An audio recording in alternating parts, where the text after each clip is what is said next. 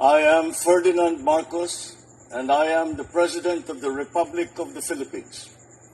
I stand today on behalf of 110 million Filipinos. Hi everyone, hello Universe, it's me again. Nako mga kababayan, nakita nyo naman siguro yan sa screen natin. Alyansa, nasa Antipolo Rizal. Agay!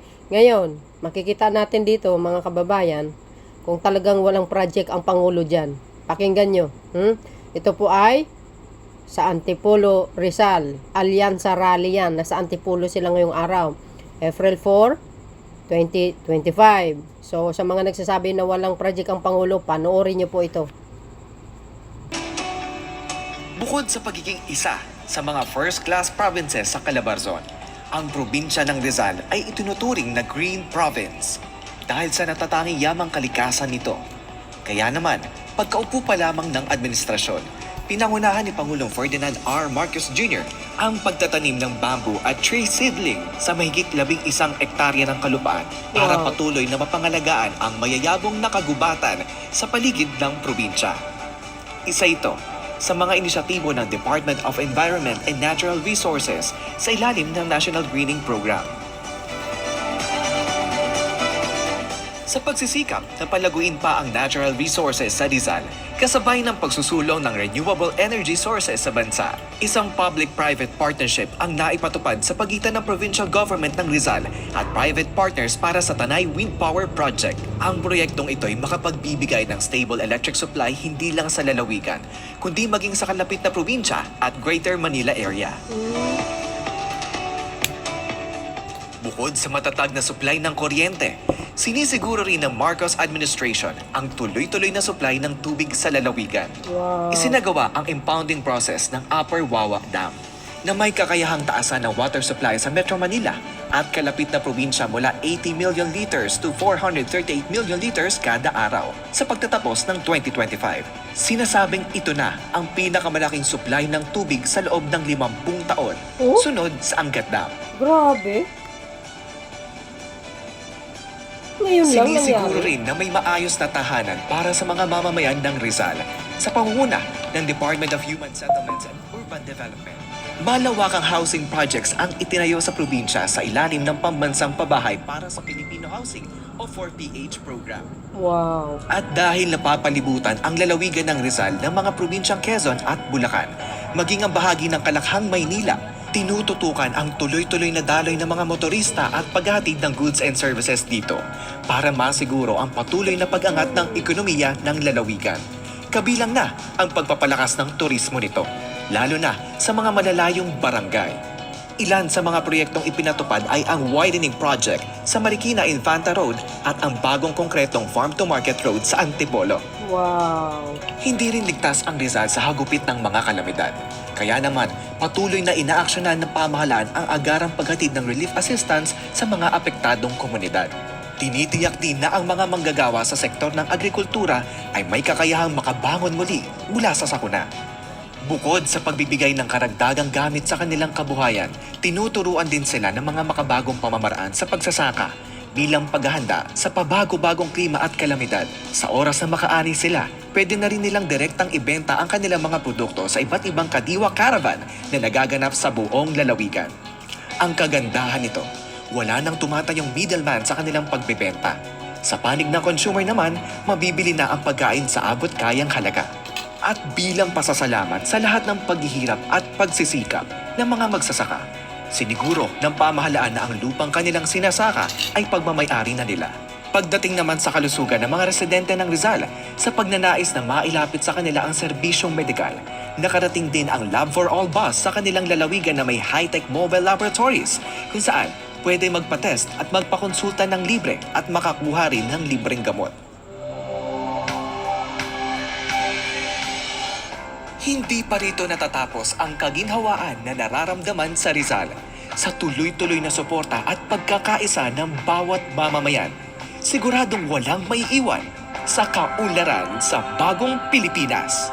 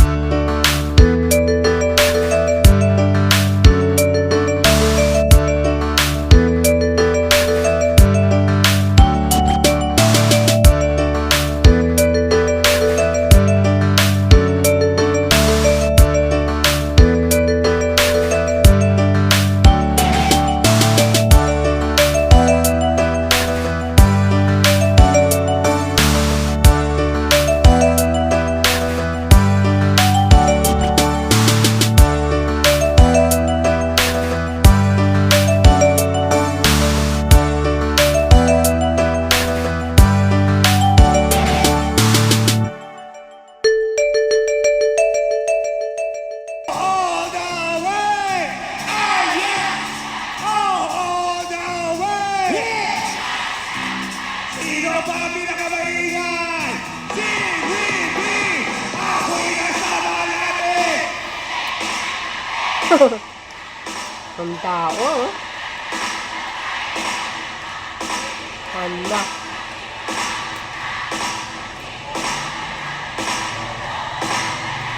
Bumanan sa akin, nabi mo ko niya, bili mo ko doon. Nagtuturo na siya, hindi ba kami on? Upang di mahalata, siya ay nagpayabang. Nagmimilisip pa, daw siya sa alabang. Ako ay umakbay, mahigpit na. Come on! Naalaway sa banan niya, habig na. Nang ako'y makaliga, di ko siya matampuan. Sa pinakamaingay to'y ibibigay ko dyan. And the night of our come baby, oh yeah. At tinatayang hindi ko marinig. Oh, madalas, lumalabas. Parang di yata. Parang dito, parang dito. Sa kape Adriatico, ako ay inaya. Inom na o kami. Ang kaya, kaya sabi, dalaway. Uminom na abi. Inangat niya ang baso. Ang sabi niya sa akin, hindi ko alam ay meron siyang inilagay. Ako'y bigla nahilo. Nawala ng akin. Nang ako'y magising, aking napansin, pangalan ng motel. Yan ang sabi ko na ko, i-split na ako. Magdabo ko ng girlfriend ko, mahirap to. Wala na sa isip ko, ang kanyang maiwang. Risa sa pinakamaingay, ibibigay ko siya dyan. And then alright, let's go baby. Oh yeah, at pinatayang hindi ko marinig. Oh madalas, lumalabas. Now take it to the side. Oh, dale, dale. Come on. One. Ito dalawa. Oh, madalas. Lumalabas. Banyo Queen. Ito pinakamaingay. Here we go. Say ho. Say ho. Say hey, hey, hey, hey, ho. Say hey, hey, hey, hey, ho. Ito pa ang pinakamaingay. Ito pa ang pinakamaingay. Pag sinabi ko, all the way, sabihin nyo, alyansa, all the way. Oh, all the way. Ito ang pinakamaingay. Ito ang pinakamaingay. Pag sinabi ko, all the way, sabihin nyo, alyansa, all the way. All the way. All the way. All the way. Ito pa ang pinakamaingay. Ito pa ang pinakamaingay. And the night, alright, let's go, baby. Oh, yeah. At pinatayang hindi ko marinig. Oh, madalas, lumalabas. Now take it to the top. Oh, dale, dale. Come on. What? Oh, madalas, lumalabas. Banyo Queen. Reason. Break it down.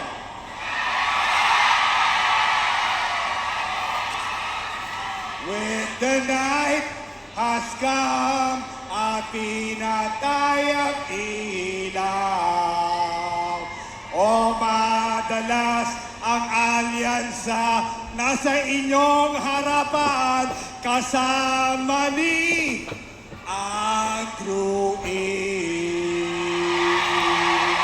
Sino ang pinakamaingay? God bless! Rizal! God bless! Antipolo! Thank you! Ang Pangulo ng Republika ng Pilipinas, Ferdinand R. Marcos Jr.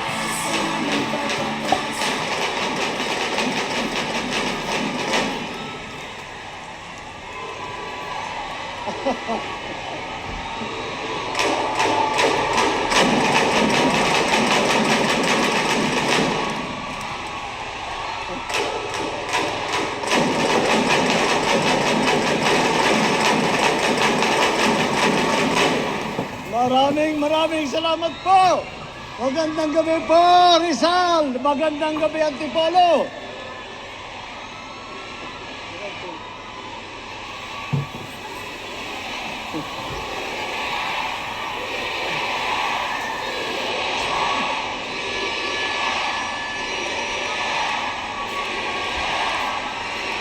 Nako, parang nangangampanya ang Pangulo. Maraming salamat po. BBM. Maraming salamat BBM. sa napakainit na salubong na ibinigay ninyo sa amin dito sa grupong alyansa kasama ang ating mga kandidato para sa Senado. Maraming salamat. Akala ko pagkatapos ng halalan noong 2022 hindi na natin maririnig yung sigaw na BBM, pero dito sa Antipolo, dito sa Rizal, hindi nyo po nakakalimutan. Maraming salamat naman po.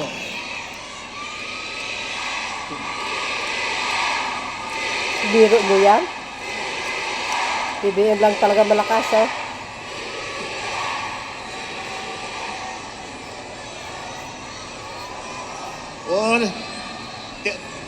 Papaalala ko lang po sa inyo, hindi po ako kandidato, baka ako mahalal ng senador, ha? Ito po ang ating mga sa senatorial candidate po.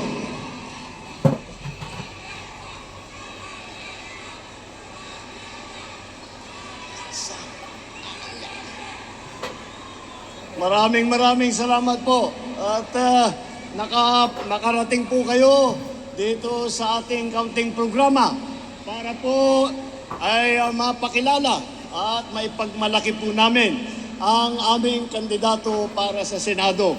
Ngunit palagay ko po, hindi pa po masyadong kailangan mangampanya dahil alam niyo naman po, kilala niyo naman po itong mga magagaling at magigiting na kandidato natin para sa susunod na halalan. At ako po ay napakadali pa para sa akin na mangampanya para sa ating mga kandidato dahil kilala naman kung kikilatisin po natin isa-isa yan. Lahat po yan starring, ika nga, kumbaga sa sine. Lahat po starring, hindi lang po yung ating mga superstar na mga artista, kung hindi lahat po ng kandidato para sa senador. Ngayon, itong mga magagaling na grupo na itong magaling na grupo na ito, pinagsama-sama po natin.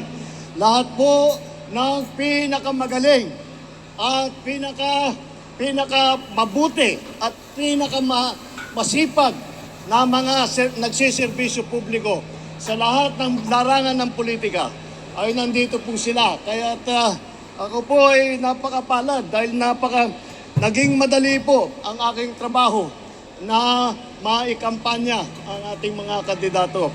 Dahil po, napalad din ako dahil iniisip ko po kapag nahalal po lahat itong kandidato ng alyansa ay napakapalad ko bilang Pangulo na sila po ay aking kasama, sila po ay aking kabalikat sa dami ng ating gagawin. Nakita niyo naman po yung video.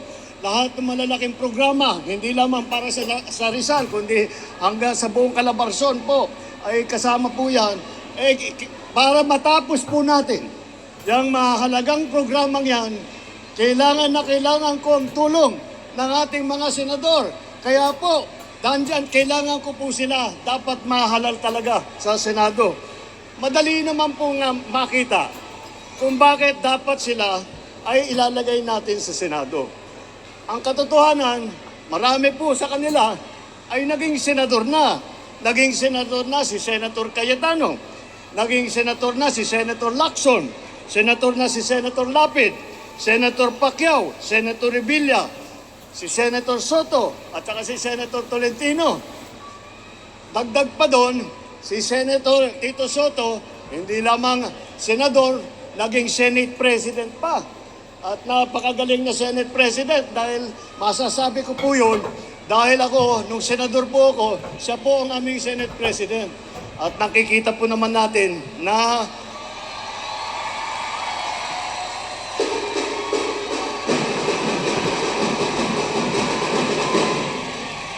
makikita po natin na napakagaling niyang humawak ng mga 24 na senador na nagtatalo, na nagdidebate, ay lagi niyang nakahanapan ng paraan upang kami magkasundo at maituloy namin ang trabaho na ibinigay ninyo sa amin nung kami ay nasa Senado. Kaya po, wala na pong sanay na po sila gumawa ng batas. Alam na po nila ang patakbo sa Senado. Alam na po nila kung sino ang kailangan kausapin. Alam na po nila kung paano pabilisin ang trabaho ng gobyerno. Ang kalahati naman po ng ating slate dito ay dumaan na po sa mababang kapulungan sa House of Representatives. Naging congressman po. Naging congressman po si Congressman Abalos. Naging congressman po, Congressman Binay, Congressman Cayetano, Congressman Pacquiao, Congressman Tulfo, Congressman Villar. Kaya po, pag pinagsama-sama naman po ninyo, ay palagay ko, ako nga lagi kong iniisip, kung ako naging kandidato bilang senador at hindi ako kasama sa grupong ito, ay baka magdalawang isip ako, nalalabanan ko itong mga ito, mahirap talunin itong mga ito dahil sila po ay talaga piling-pili, sila po talaga ay may mahabang record sa pagtulong sa taong bayan. Apat naman po sa ating mga kandidato, apat na po sa kanila ay humawak ng itinatawag cabinet position. Bale, sila ay kasama sa kabinete. Unang-una dyan. Alam niyo po, nung bago akong upo bilang Pangulo, kailangan ko mag-appoint ng mga iba't ibang opisyal, mga kalihim ng mga lalaking departamento. Isa doon ay ang Department of Interior and Local Government. Iniisip ko, sino ang kilala ko? Kaninong pangalan ang naririnig ko kapag pinag-uusapan ang mga issue tungkol sa local government? Dahil napakahalaga ang national government at saka ang local government ay magkasama. Laging magkasama, laging nagtutulungan. Kung hindi po, napakahirap pababain ang programa ng national government. May kilala po ako na naging mayor ng Mandaluyong at kinilala po bilang mayor dahil marami siyang natanggap na premyo. Yan po ay ang naging secretary ng DILG, Secretary Benhur Abalos.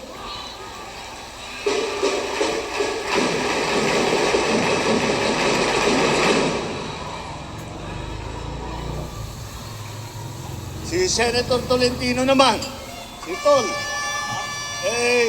siya po ay, bago po siya naging senador, siya ay nasa MMDA, Metro Manila Development Authority po. Napakahirap na problema, napakahirap na trabaho po yan. Dahil siya, lahat po ng proyekto ng MMDA, nakasakop po lahat ng bayan, lahat ng lungsod ng Metro Manila. Kaya kailangan niya i-coordinate lahat po yan. Ngunit, kayang-kaya niyang ginawa at nakita naman natin maraming pagbabago ang nangyari nung siya ay namumuno ng MMDA, si Senator Tol Tolentino.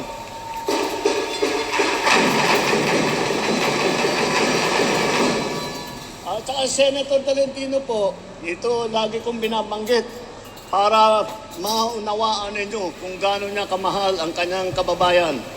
Si Senator Tolentino po, nung panahon, pagkatapos lamang ng Yolanda, andun po kami sa Tacloban. Sa Leyte, umiikot po kami hanggang Samar. Talagang nagmamakaawa po kami sa national government noon na magpadala ng tulong, magpadala ng relief good, magpadala ng mga heavy equipment para maiasaayos namin, mahukay na namin yung baka sakaling may survivor pa. Ang una pong dumating na ahensya doon sa Tacloban, ang gulat po namin ay ang MMDA kasama si Senator Tolentino ang unang nagdala ng heavy equipment doon sa Tacloban. Napabilis po trabaho. Marami po kaming nasalba dahil sa kanyang ginawa. Andyan din po na humawak ng, sabi ko nga, ito, isa pa to, sinasabi ko nung umupo ako, kako, DSWD, kailangan lagyan natin ng magaling na sekretary yan.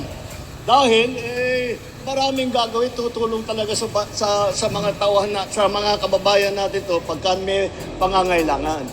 At iniisip ko, sino ang kilala ko na isang tao na buong araw At kung minsan buong gabi ay talagang ang buhay niya ay tinayana niya upang tumulong sa taong bayan.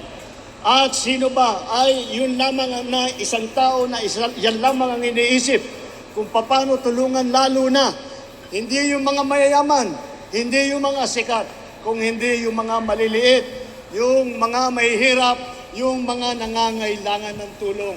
At sino pa? At kundi si Secretary Erwin Tulfo ng Department of Social Welfare Development.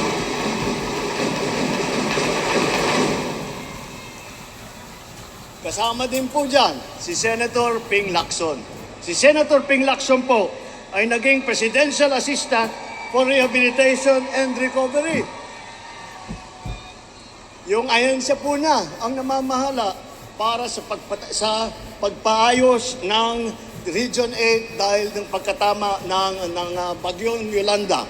At dinala po niya lahat ng kanyang galing, lahat ng kanyang kakayahan upang magpatayo ng bahay, upang maglagay ng mga water system, upang ayusin ang mga nasira para tulungan ang mga nasalanta, para matulungan ang mga biktima ng Yolanda.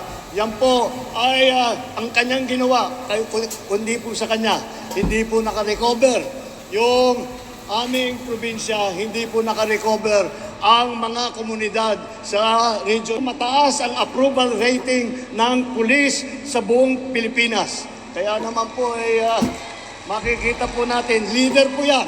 Talagang marunong humawak ng tao, marunong gumawa ng trabaho. At masalimuot po yung trabaho. At masalimuot po yung ang trabaho ng Chief PNP. At isipin ninyo, libo-libo ang kanyang kapulisan ay nahawakan niya ng mabuti at marami pong natulungan ng kababayan natin. Alam nila po ang trabaho ng gobyerno. Alam po nila kung ano ang pangangailangan ng taong bayan. Hindi na po sila, pagkaupo po nila, hindi mo na masasabi, naku, mag-aaral pa yan, magtatanong-tanong pa yan. Hindi na po. Mula sa unang oras ng unang araw ng kanilang pag-upo bilang senador, asahan po ninyo, sila ay nandyan na, ginagawa na po ang trabaho ng senador, ginagawa na po, nakikinig na po sa mga hinain ng ating mga kababayan at binibigyan po ng solusyon lahat po na yan. Ilan naman sila sa kanila, meron din po rin tayo na mga naging gobernador. Naging gobernador din po ng probinsya ng Pampanga. Baka kilala niyo ito. Ang probinsya ng Pampanga, naging gobernador po si Governor Lito.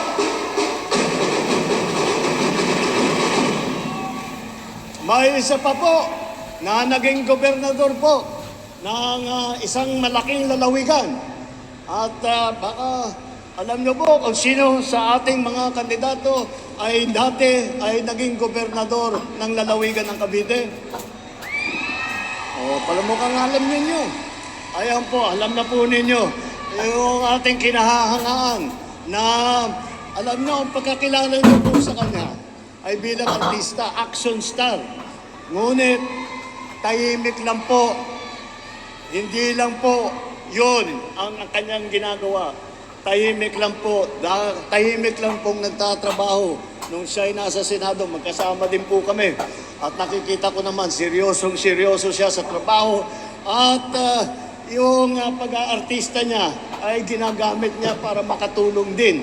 Kaya naman, itong ating naging gobernador ng lalawigan ng Cavite, Governor Bong Revilla.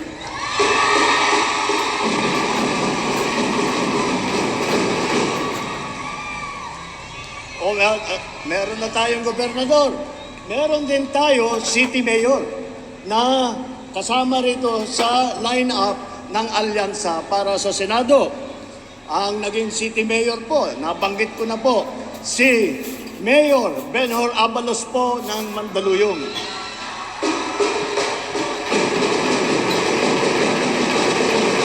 Marami po siyang ibinabigyan po siya ng maraming pagkakilala at maraming premyo, hindi lamang galing dito sa Pilipinas, kung hindi po mga international na nag-aaral sa mga LGU. Ay yan po ang nakita po nila ang magandang trabaho po bilang mayor ni Mayor Benhur Abalos ng Mandaluyong. Andito rin po ay si Senator Tolentino. Senator Tolentino,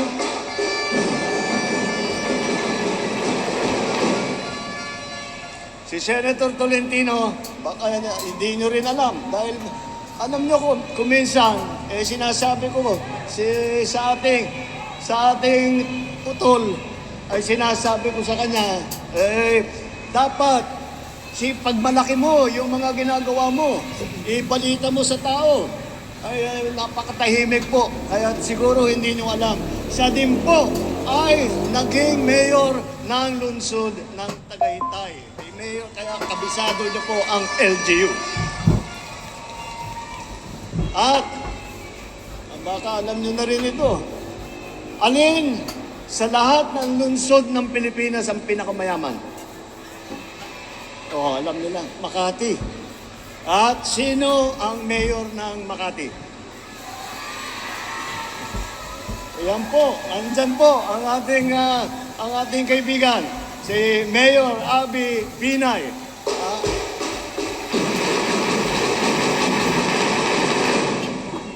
Lagi ko siyang tinutokso, sabi ko, madali lang naman. Huwag mo na ipagmalaki yung pagka-mayor mo sa Makati dahil madali ang trabaho ng Makati mayor. Dahil napakarami ang pera, napakaraming pondo. Ika na, hindi. Mas nagiging komplikado nga daw yung buhay niya. Pero, ang ginawa niya, ang solusyon niya, dahil marami siyang nakukuha pondo, dahil yung malalaking negosyo po, malaking korporasyon, nandun lang sa Makati. Ginamit po niya upang hindi lamang pag-develop ng lungsod ng Makati.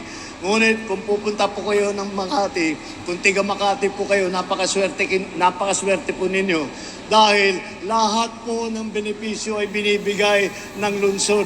Lahat po ng benepisyo binibigay sa matatanda, binibigay sa mga bata, binibigay sa mga may sakit. Yan po ang trabaho ng ating butihing Mayor Abby Binay ng Makati.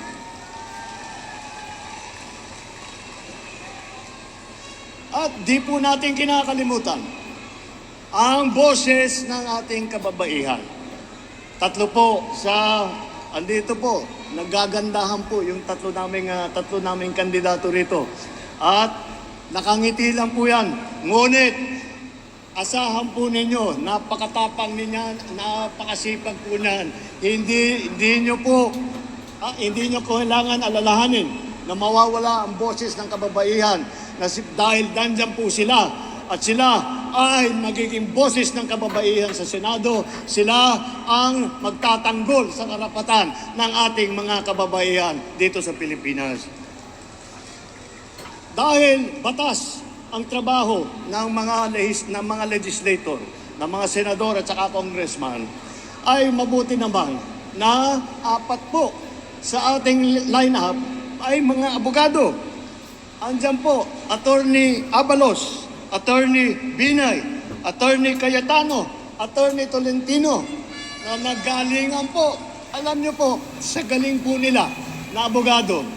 Lagi kong sinasabi, kung wala silang pagmamahal sa bayan, kung wala silang pagmamahal sa kanilang kababayan, ay nagpayaman na lang po sila at nagtrabaho na lang po siguro. Ngunit, hindi po yun ang pinili nilang buhay. Nagsakripisyo po sila, hindi na baling yumaman o hindi.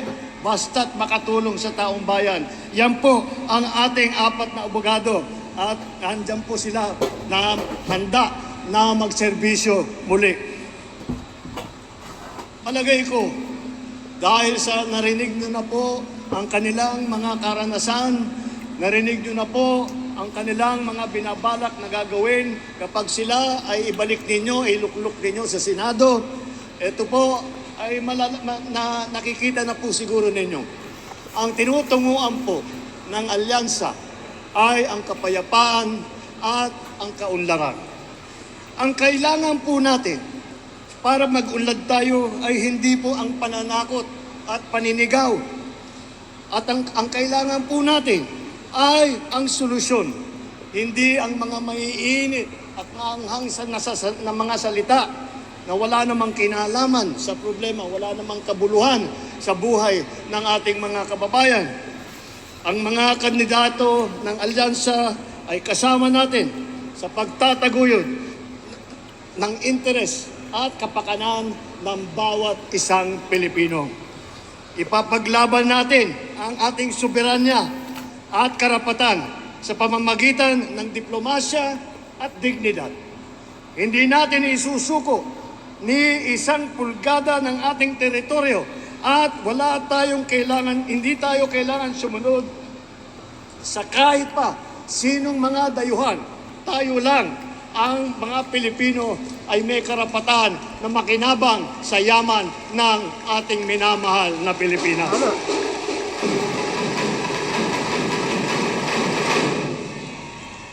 Sa laban naman kontra sa krimen at sa droga, wala po sa amin ang naniniwala na kailangan pong pumatay ng libo-libo na Pilipino para tutasin ang problema na yan. Ang kailangan po ay dapat po tulungan po natin ang ating mga kapulisan, suportahan po natin ang ating mga LGU. Yan po ang solusyon. Hindi ang kaharasan na nakita natin na dapat wag natin uulitin. At hindi naman kailangan gawin, may paraan po para matuklasan natin o mabigyan natin ng solusyon ang problema sa kontradroga, ang problema sa krimen. Yan po ay aming paniniwala, yan po ang aming ipaglalaban. May tamang paraan para tiyakin ang kapayapaan.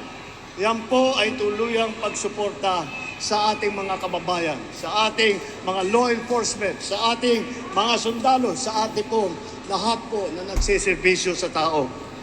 Sa pagdating naman po ng ekonomiya, huwag na po tayong babalik dyan sa mga illegal na negosyo kagaya na po ng Pogo. Nakita naman po na inyo nangyari. Yung mga Pogo na yan ang naging pugad ng kaharasan, naging pugad ng krimen. Kaya binan na po natin yan, ay hindi po yan ang solusyon para sa trabaho, para sa taong bayan. Ang solusyon po ay ang tunay na trabaho, kabuhayan, suporta sa maliliit at sa mga nangangailangan.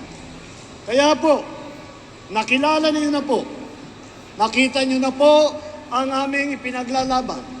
Narinig niyo na po ang aming panindigan. Narinig niyo na po kung ano ang aming balak gawin kapag sila ay nandyan na sa Senado. Ang iisa lamang na aming iisipin kung paano tulungan ang taong bayan, kung paano pagandahin ang Pilipinas, kung paano pagandahin ang buhay ng bawat Pilipino, ng bawat pamilyang Pilipino. Yan po ang aming layunin. Yan po ang aming ipaglalaban. Yan po ang alyansa. Kaya po sa Mayo po, huwag na kayong magdalawang isip. Alyansa all the way! Alyansa sa bagong Pilipinas!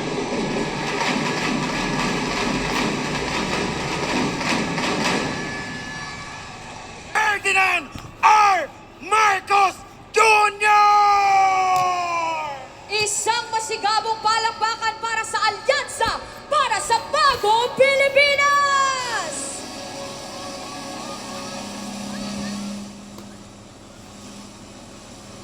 Yan. Shoutout sa inyo mga best.